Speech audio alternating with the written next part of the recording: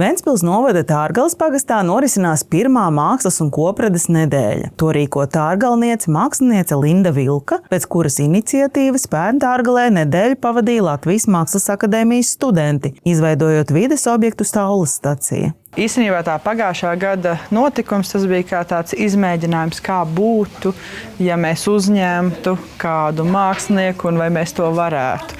Pierādījās, ka varam, tāpēc arī tapa šis mākslas un kopredes nedēļas projektiņš. Pēc mākslinieku viesošanās daudzi interesējās, kad tad pasākums būs atkal. Un tas brīdis ir klāt. Nedēļas garumā pagastā dzīvo 10 mākslinieces, kuras nevien rada jaunus darbus, iedvesmojoties no vietējās vides, bet arī aicina tārgalniekus kļūt par līdzautoriem un izmēģināt spēkus visdažādākajās mākslas izpausmēs. Šogad rezidents tādā pirmajā pieredzē ir 10 mākslinieki, mākslinieces.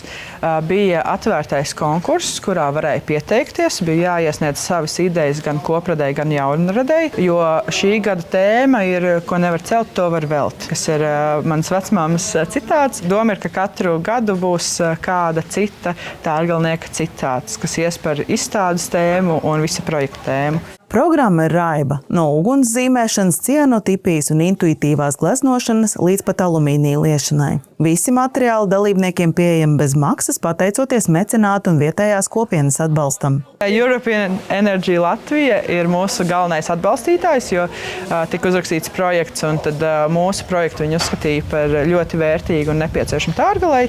Un tieši pateicoties viņiem, mēs varam sagādāt gan šos materiālus, gan uzņemt māksliniekus, gan viņiem piešķirt mazu atbalstu par ierašanos, jo kopredes radīšana un darbnīcu veidošana, tas prasa visai daudz enerģiju no mākslinieka, un tāpēc man liekas, ka tas ir ļoti labi, ka ir tā apusējais labums, un vieglāk ir koncentrēties šim darbiņam. Viens no paliekošākajiem nedēļas akcentiem būs Tārgales autobusa pieturas apgleznošana grafiti un stencila tehnikā. Viens no šīs idejas lielākajiem atbalstītājiem ir pagasta pārvaldes vadītājs Mārcis Laksbergs. Es jau šodien viņam esmu kādas 6 reizes zvanījusi, tā kā Mārcis arī mums ļoti palīdz, un viņš arī ir viens no tiem, kas ir visu laiku prasīja man, kad būs, un jo es vienkārši par to pieturu, piemēram, biju izmetusi kā tādu ideju, ka to vajadzētu, un tad viņš jau bija izlēms, ka tā tas būs, un man bija jārod risinājums.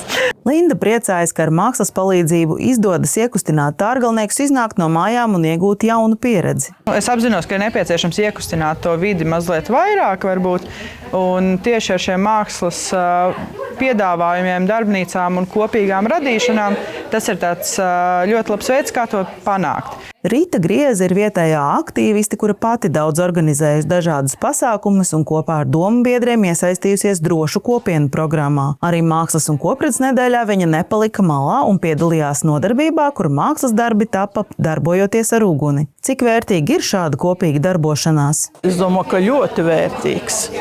Jo, ja vēl mēs esam tās kopienas nodibinājuši drošajā kopienā, tad šis ir tāds ļoti saliedējušs arī kopienai. Tā kā es domāju, ka mums kaut kas sāk izkustēties. Vai kādreiz bija kaut kas tāds darīts? Nē, es pat nebiju dzirdējis, neredzējis kaut ko tādu. Vai tas bija sarežģīti? Ja būtu normālāk laika apstākļi, varbūt nebūtu tik traki, bet pašlaik tādā vējā tas ir ekstrēmi diezgan. Sestdien nedēļa noslēgsies ar pop-up izstādes atklāšanu vecajā Tārgales pienotavā, mīksto ķieģeļu mešanas čempionātu, koncertu un uguns performanci. Mākslinieču radītie darbi veidos pamatu Tārgales mākslas arhīvam, un iecer ir padarīt šo kopredes nedēļu par ikgadēju tradīciju.